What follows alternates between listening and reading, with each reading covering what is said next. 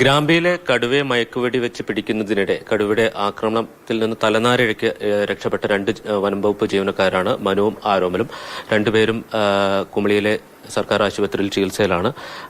എന്താ അവിടെ സംഭവിച്ചത്? അവിടെ സംഭവിച്ചത് ഡാറ്റൻ ടീമിൻ്റെ അകത്ത് ഫുൾ ബോഡി പ്രൊട്ടക്ഷനുമായിട്ട് ഡോക്ടറിൻ്റെ ഏറ്റവും മുന്നിൽ, ടീമിൻ്റെ അകത്ത് ഏറ്റവും മുന്നിൽ ഞാനായിരുന്നു. എൻ്റെ പുറകിൽ ആരോമൽ, അതിൻ്റെ പുറകിൽ ഡോക്ടർ.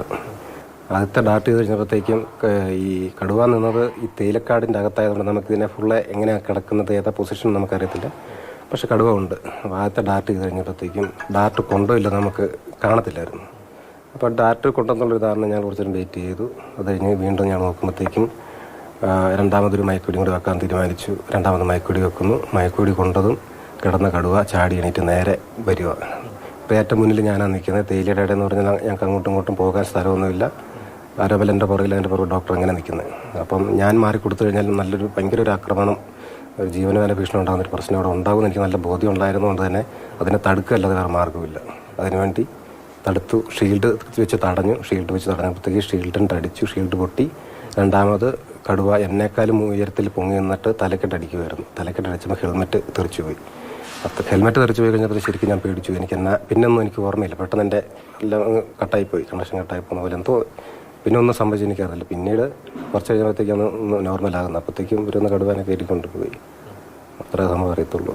എന്താ ആരോഗ്യ പ്രശ്നമുള്ളത്? എനിക്ക് ശരീരത്തിനെല്ലാം നല്ല ക്ഷീണം ഉണ്ടായിരുന്നു.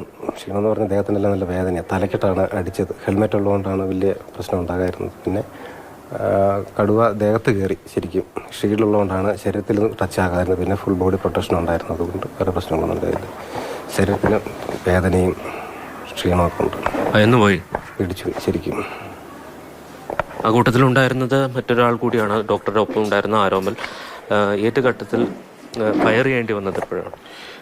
ഹെൽമെറ്റ് താഴെ പോയതിനു ശേഷമാണ്. ഹെൽമെറ്റ് താഴെ പോയി അവൻ്റെ മേളിൽ കയറി വീണ്ടും അറ്റാക്കാൻ തുടങ്ങുന്നതിനിടയ്ക്കാണ് ഫയർ ചെയ്യേണ്ടത് വന്നത്. അത് ജീവൻ്റെ മേളിൽ അവൻ്റെ നേളിൽ ചവിട്ടി വരുന്നൊരു ഭംഗം കണ്ടപ്പോഴത്തേക്കാണ് സ്വയരക്ഷയ്ക്ക് ചെറിയ ഈ കടുവ തീരെ അവശനായിരുന്നു. കിടക്കുമായിരുന്നു നിങ്ങൾ ചെല്ലുമ്പോൾ?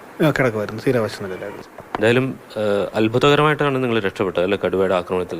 അതെ അതെ അതെ തീർച്ചയായിട്ടും. ഈ രണ്ടുപേരാണ് ഉണ്ടായിരുന്നത്. ഇവരാണ് ഏറ്റവും മുന്നിൽ ഡോക്ടറോടൊപ്പം ഉണ്ടായിരുന്നത്. ഒരു ഘട്ടത്തിൽ ആക്രമിക്കും എന്ന ഘട്ടം വന്നപ്പോൾ സ്വയം ജീവൻ രക്ഷിക്കാൻ വേണ്ടി വെടിവെക്കേണ്ടി വന്നു എന്നുള്ളതാണ് അവർ പറയുന്നത്. കുമളിയിൽ നിന്ന് വിനു കാഞ്ഞിരപ്പള്ളിക്കൊപ്പം ജയനസ് രാജു, മാതൃഭൂമി ന്യൂസ്.